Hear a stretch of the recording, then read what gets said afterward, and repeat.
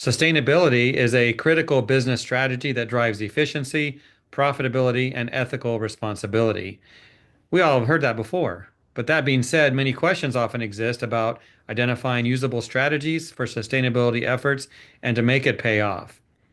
So, we're going to help you with some of your questions today on this topic. And to do that, I welcome Steve Ashkin, the founder of the Ashkin Group. Steve, it's a pleasure. The pleasure is mine, Jeff. Thank you for having me. Usually, Steve, we really dig into sustainability and how important it is. This angle is somewhat unique when you wrote an article for ISSA about tying sustainability goals to compensation packages, sustainability to paychecks. Let's start with building a case for this. Why this topic and why now? Well, we can have long discussions about why I think sustainability is a very timely issue with new government regulations and demands from major customers and what's going on internationally, et cetera, et cetera. But the reason I wrote the article and wanted to speak with you today is because beyond writing an article, beyond just having a nice blurb on an organization's website, um, this is about how do we practically get it done, right? How do we get our people to actually do it? Everyone's busy, everyone. So, how do we drive change? How do we introduce something new?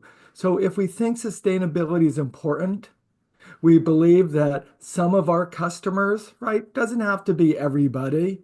Some of our customers want this information, or we want the data to be able to drive change, or whatever the reason is, right? Maybe it's a value of your company.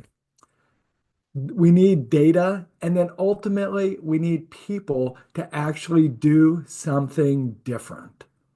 Steve, you emphasize establishing baselines for metrics. I think in the article it mentions energy consumption and waste reduction. How does that work? How does that ensure accountability and drive real progress? Well, ultimately, Jeff, what I want to talk about today is creating financial rewards, financial goals for various staff people in an organization. And anytime money is tied to it, the last thing we want to do is, and forgive my French, but piss off our people, right? If we give them an incentive and they think they hit it, but sort of the metrics, how we measure it, is kind of vague or wishy-washy. So we decide at the end we're not going to give them what they're expecting. Man, that is a great way to piss people off. So understanding the metrics, how we're going to measure the incentives so that everyone is treated fairly, people know whether they achieve their goals or don't. So that issue is incredibly important for any compensation package. I think your French made the point and it wasn't too strong, so Thank all you. good Thank there. you. Let's talk about challenges to do this. Can you speak to some of the common challenges companies face when implementing a compensation linked sustainability goal program? And how can they overcome those challenges? Well, thank you. Well, the reason we're doing this today, Jeff, is because most organizations do not tie compensation to sustainability goals. And that is exactly why we're having this discussion. Because if we really want an organization to move forward on their sustainability initiatives, then we have to create the right incentives for people to do the work. And the thing that I want to talk about today, and which is discussed, more in the article, is to provide those incentives to many people throughout the organization. So, for example, it's not just about did we hit our top line numbers or our profit numbers. It is how do we dig in and look at different things for different parts of the organization. So, for an operations person, how do we do simple things like let's set a goal for reducing waste. So we want to improve recycling, right? So we're going to reduce landfill waste, improve recycling. Well, why don't we give a goal to the operations people so that they have some skin in the game. So they actually know we're going to set a goal of reducing waste by 15%. We'll create a baseline of what we're currently doing now, and then we're going to measure it and actually be able to literally measure it and to give them $1,000 or a couple $1,000 or $500 or whatever it is, but to clearly give them, here's the goal, here's how we're going to measure it. And when I talk about a simple example like waste, it's not just for the operations people or the warehouse manager or the plant manager. What about including the purchasing manager?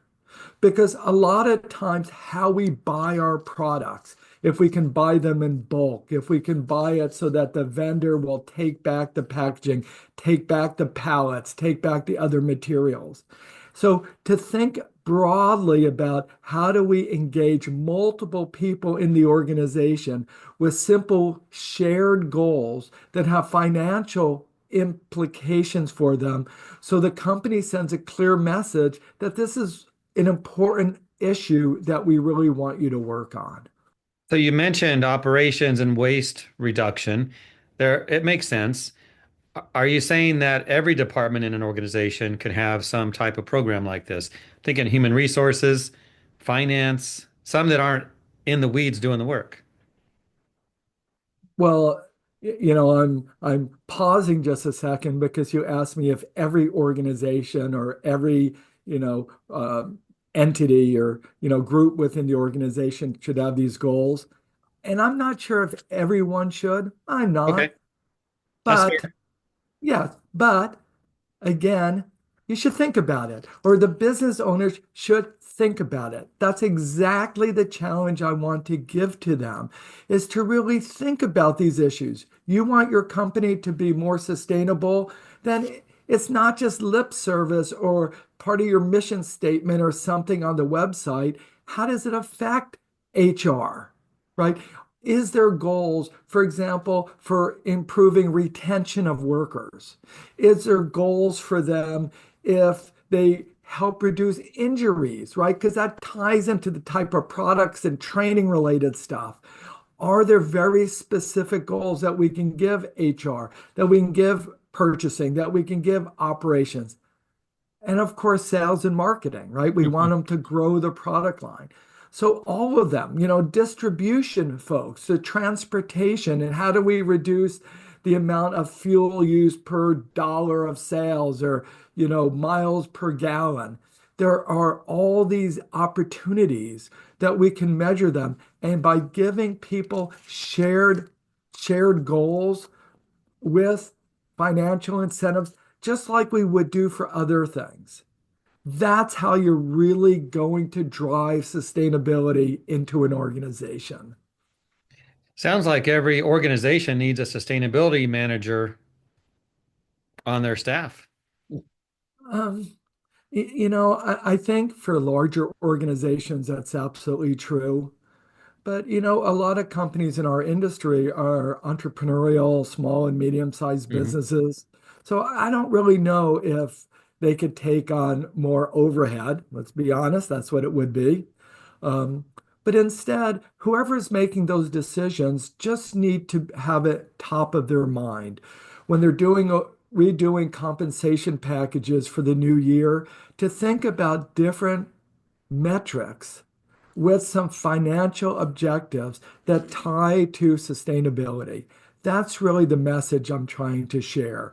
It's not about hiring a seasoned professional to do sustainability stuff. And I'm not even plugging everyone to hire a consulting firm like me to help you with that. Okay. But it really is, let's understand that if we want things done, our employees, our staff do what they're incentivized and paid to do, right? So that's the message. And to think broadly. So it's not just sales and marketing, but how we can include these goals for finance. How do we include it for our hiring people? How do we include it for our training people? How do we include it for our purchasing people? How do we include it, on and on and on? Because if you really want your people to do it, then make sure it's built into their compensation package. And this isn't just true for our industry. This is something we're promoting to everybody, to large real estate investment trusts, to large corporations, to all organizations, that the missing link in all the sustainability stuff is our compensation models for senior executives. And whether it's in a big organization or in a small one where the senior executive is wearing lots of different hats or your staff's wearing lots of different hats, but think about the opportunities if you really want to get it done. Good advice, Steve. So, for those watching this program, they've heard what you've said. Let's say they're on board, they want to make this happen. What kind of help, what kind of assistance can they get, such as from ISSA and the efforts that you're doing, you're engaging in with sustainability? Well, great question, Jeff. And I think, frankly, the easiest thing is for them to join ISSA Sustainability Committee, where we're working on these issues and discussing these issues, and there's peers to share ideas about it.